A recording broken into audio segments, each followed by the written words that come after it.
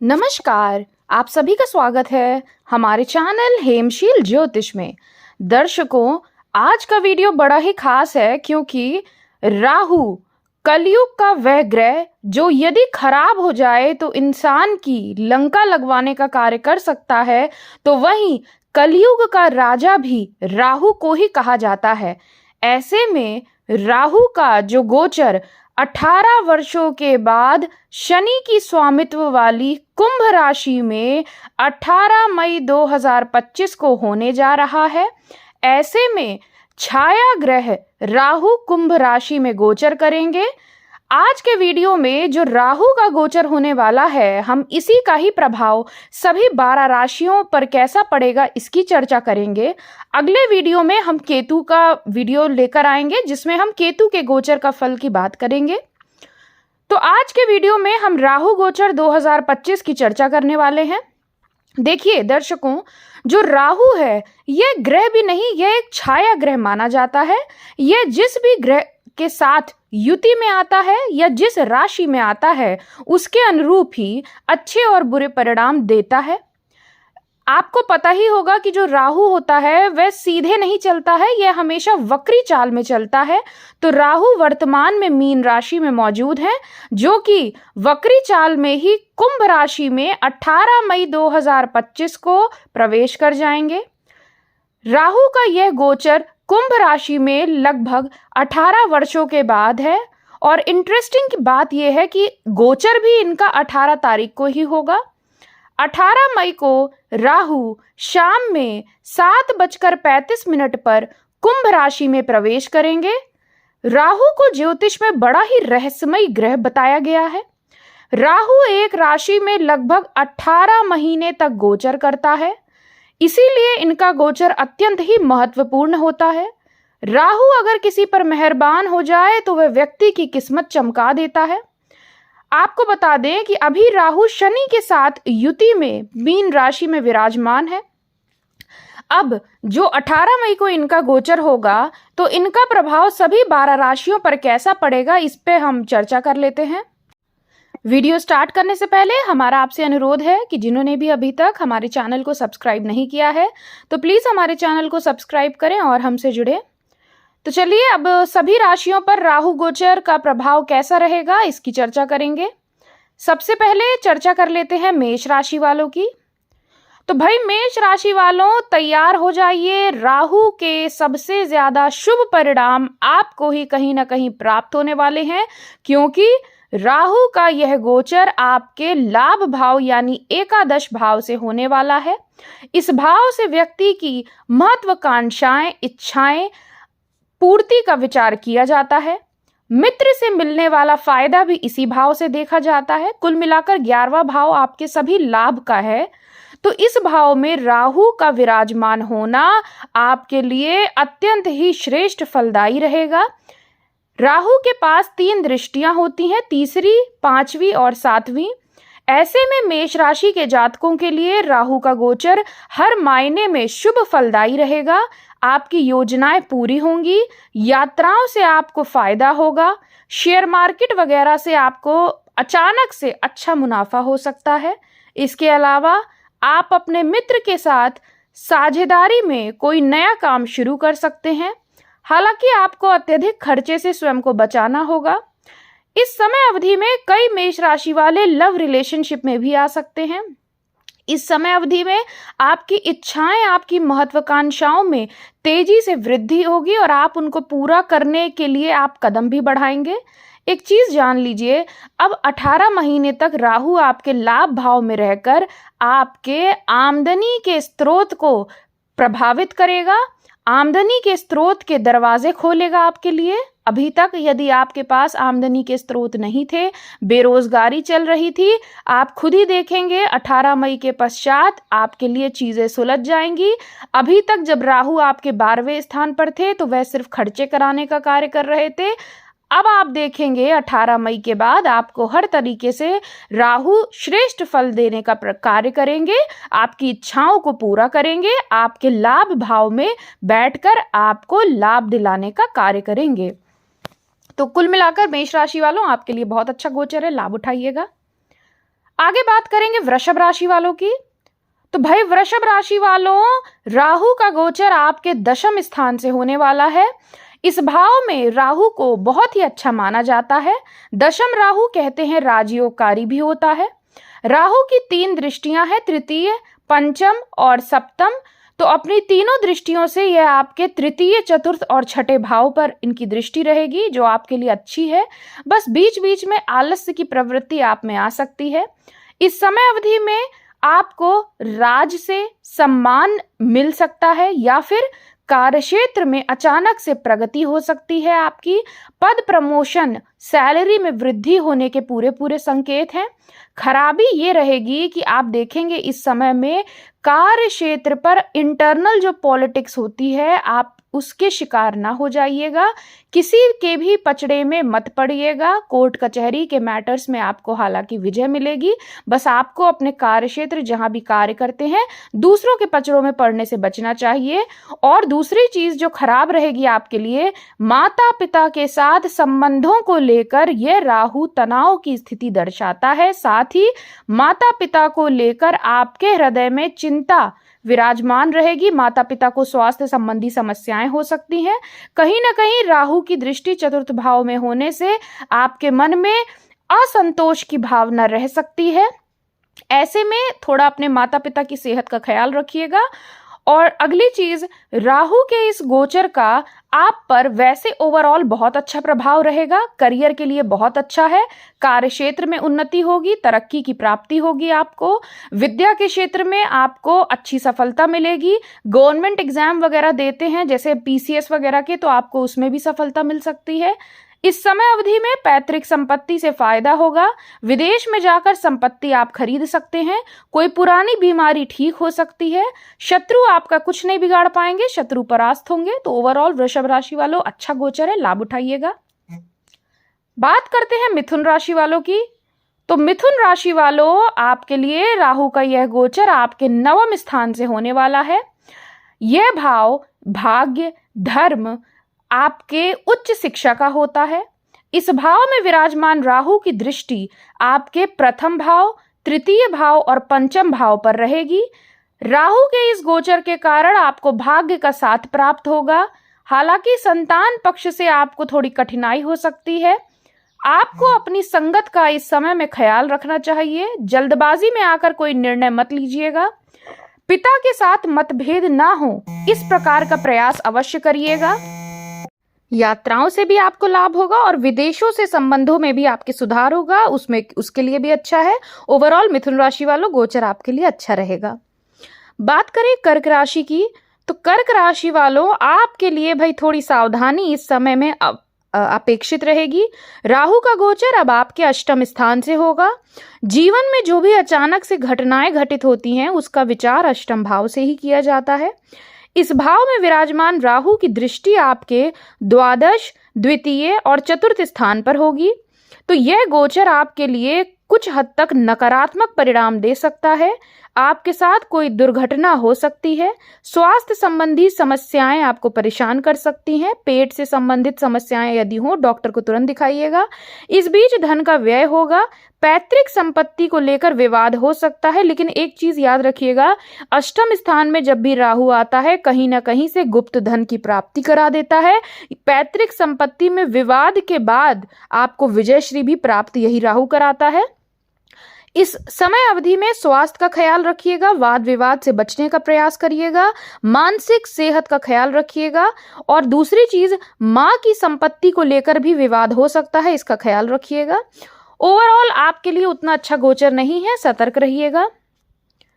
बात करें यदि सिंह राशि वालों की, तो सिंह राशि वालों, राहु का गोचर आपके सप्तम भाव से होने जा रहा है। यह भाव से व्यक्ति के विवाह और साझेदारी का विचार किया जाता है। राहु की दृष्टि आपके 11वें भाव, प्रथम भाव और तृतीय भाव पर होगी। सप्तम भाव में राहु का गोचर आपके लिए वैवाहिक जीवन के दृष्टिकोण से बड़ा ही कष्टमयी रह सकता है। बाकी क्षेत्रों में आपके लिए मिले जुले परिणाम रहेंगे। इस समय अवधि में वैवाहिक जीवन में कठिनाई आ सकती है। कई लोगों के इस समय में अगर और ग्रह गोचर के साथ साथ आपकी दशा अंतर्दशा भी खराब होगी तो अलगाव की स्थिति आ सकती है, ब्रेकअप्स हो सकते हैं, वैवाहिक जीवन में भी अलगाव आ सकता है, डाइवोर्स के योग बन सकते हैं। तो बहुत ज्यादा वैवाहिक जीवन और प्रेम संबंधों के मामले में सतर्क रहिएगा। इस समय अवधि में आपको प्रेम संबंधों में धोखा भी मिल सकता है। हालांकि अच्छी बात यह है कि यहाँ स्थित राहु व्यापार का विस्तार करवाते हैं। आपके मित्र, आपकी इस समय में कुछ मित्र आपकी मदद कर सकते हैं।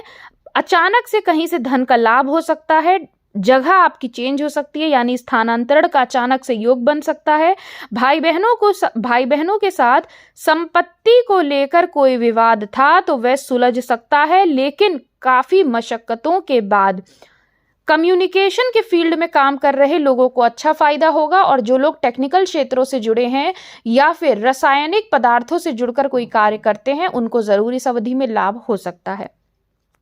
एक चीज और बता दे सिंह राशि वालों, राहु की सप्तम भाव से बैठकर आपके लग्न को देखेंगे तो आपको इस समय अवधि में कोई भी फैसला लेने से पहले सोच विचार करना आवश्यक रहेगा, क्योंकि आप देखेंगे 18 मई के पश्चात 18 महीने तक आपके दिमाग एकदम मकड़ी के जाल की तरह बन जाएगा। 100 विचार एक साथ दिमाग में चलेंगे।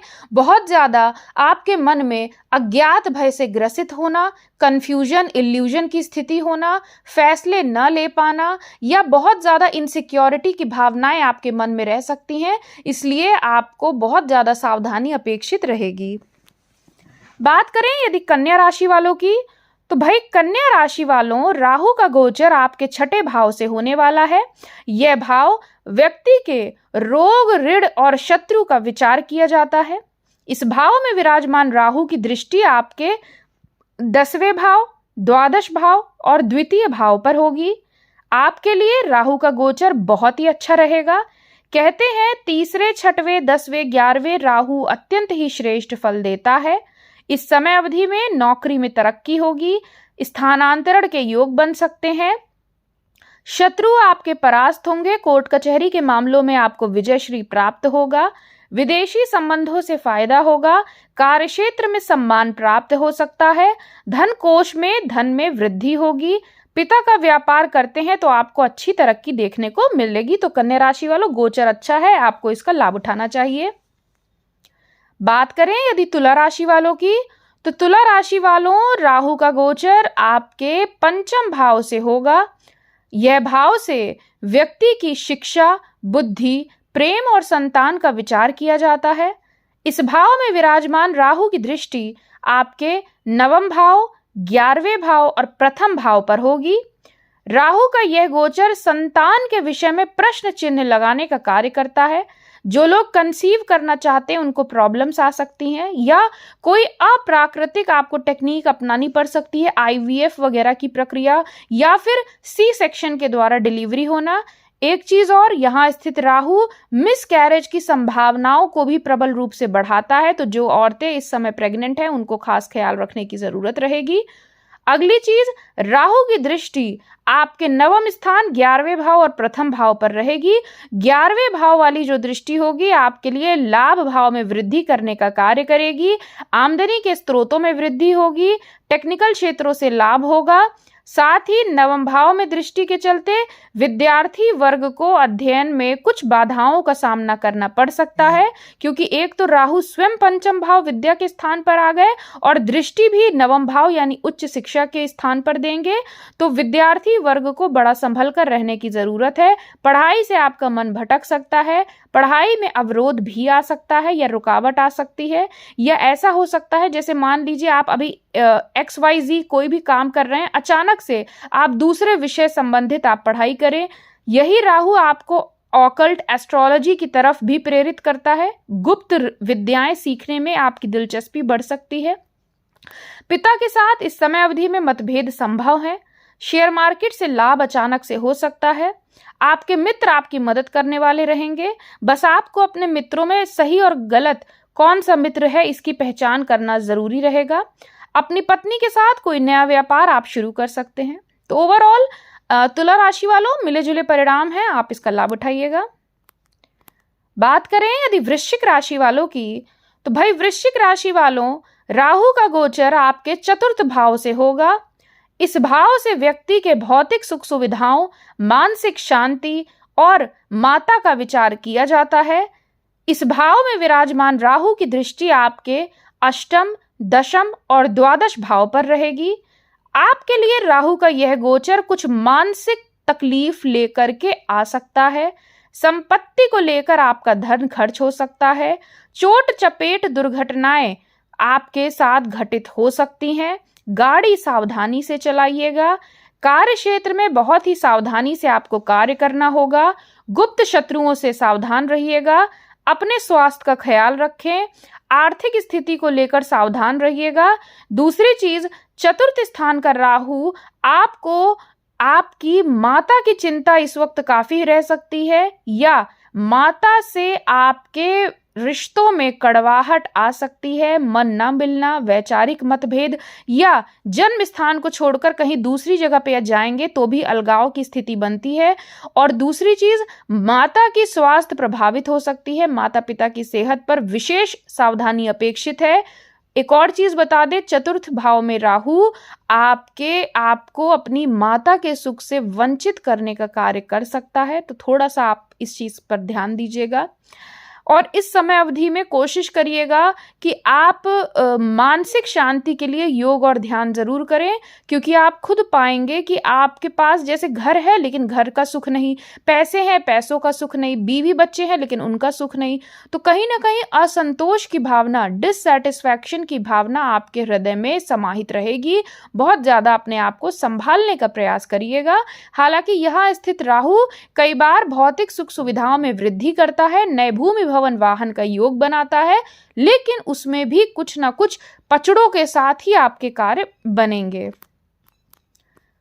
बात करें यदि धनु राशि वालों की, तो धनु राशि वालों, राहु का गोचर आपके तृतीय भाव से होगा। इस भाव से व्यक्ति की यात्राएं, भाई बंधु, कम्युनिकेशन, साहस, पराक्रम आदि का विचार किया जाता है। इस भाव में विराजमान राहु की दृष्टि सप्तम, नवम और 11वें भाव पर होगी। आपके लिए राहु का गोचर अच्छा रहेगा। तृतीय स्थान पर राहु राजयोगकारी होता है। यात्राओं से आपको फायदा होगा। साझेदारी में कोई काम आप शुरू कर सकते हैं। इस समय अवधि में साहस पराक्रम बढ़ेगा। आपके अंदर एक तेजी आ जाएगी कार्यों की करने की। लेकिन अब क्योंकि राहु एक छाया ग्रह भी है, तो ये क्या करेगा, कभी कभी आपके भीतर आलस्य की प्रवृत्ति को निहित करेगा। कभी आपको लगेगा कि चलो हम ये काम कल पर टाल देते हैं, तो ऐसा करने से बस बचिएगा, कोशिश करिएगा कि बचे, अन्यथा वह कल आप सब जानते हैं कभी आता नहीं है। इसलिए जो भी इंपॉर्टेंट काम हो उसको आज ही सुलटा लें। धार्मिक क्रियाकलापों में आपकी रुचि बढ़ेगी। और एक चीज बता दें, जितना धनु राशि वालों आप धर्म कर्म के कार्यों में जुड़ेंगे, उतना ही आप इस राहु को और बेहतर बना सकते हैं। इस समय अवधि में मित्रों के माध्यम से व्यापार में वृद्धि होगी। पैतृक संपत्ति को लेकर सफलता प्राप्त होगी। तो ओवरऑल धनु राशि वालों गोचर अच्छा है, आप इसका लाभ उठाइएगा। बात करें यदि मकर राशि वालों की, तो मकर राशि वालों, राहु का गोचर आपके द्वितीय भाव से होगा। इस भाव से व्यक्ति की वाणी, धन, कुटुंब का विचार किया जाता है। इस भाव में विराजमान राहु की दृष्टि आपके छठे, आठवें और दशम भाव पर होगी। आपके लिए राहु का गोचर मिले जुले परिणाम देगा। आपकी वाणी काफी कठोर एवं कर्कश हो सकती है। बहुत ज्यादा झूठ मत बोलिएगा, कोशिश करिएगा, क्योंकि इस समय अवधि में आपके अंदर झूठ बोलने की प्रवृत्ति भी आ सकती है। कोशिश करिएगा ना बोले। रिश्ते आपके बिगड़ सकते हैं। संबंधों में विच्छेद की स्थिति निर्माण हो सकती है। परिवार के सदस्यों के साथ आपको तालमेल बनाकर चलने की जरूरत है। पति या पत्नी के साथ मतभेद उभर सकते हैं। बड़ी नौकरी की प्राप्ति हो सकती है जो आपके लिए फायदेमंद हो। इस समय अवधि में आपको कहीं ना कहीं से अप्रत्याशित धन लाभ हो सकता है, या पैतृक संपत्ति से कोई आपको बड़ा लाभ हो सकता है, लेकिन विवाद भी उसमें रहेंगे। एक चीज और बता दें मकर राशि वालों, देखिए आप वैसे भी तेज स्वभाव के होते हैं और जब राहु का गोचर वाणी के स्थान से होगा तो याद रखिएगा राहु आपके भीतर मतलब आप ऐसा बोल देंगे किसी को एकदम कड़वा कि आपके बने बनाए वर्षों के रिश्ते टूट सकते हैं। तो इस चीज से आपको कोशिश करनी चाहिए आप बचें, वाणी पर अंकुश लाएं, क्रोध पर अंकुश लाएं, अन्यथा वर्षों से बने बनाए रिश्ते आपके एकदम विच्छेद की स्थिति हो जाएगी। सरकारी नौकरी कर रहे जातकों के लिए यहाँ बैठा राहु अच्छे परिणाम देगा, धन का लाभ करवाएगा। प्रमोशन का योग अगर बन रहा है तो आप अभी कुछ समय प्रतीक्षा कर लीजिए तो ज्यादा अच्छा रहेगा। तो आपके लिए मकर राशि वालों मिले जुले परिणाम है। एक चीज आगे बढ़ते हैं और अब बात करेंगे कुंभ राशि वालों की। तो कुंभ राशि वालों राहु का गोचर आप ही के लग्न से होने जा रहा है, प्रथम भाव से होने जा रहा है। इस भाव से व्यक्तित्व का विचार किया जाता है। यहाँ इस विराजमान राहु की दृष्टि आपके पंचम, सप्तम और नवम भाव पर होगी। राहु लग्न में ही विराजमान होकर आपको अति उत्साही बना सकते हैं। एक चीज बता दें, यहाँ पर स्थित राहु व्यक्तित्व का विकास होने में कहीं ना कहीं प्रश्न चिन्ह लगाते हैं। इस समय अवधि में बहुत सावधानी रखिएगा, आपको निर्मूल शंकाएं आपके मन में जन्म ले सकती हैं।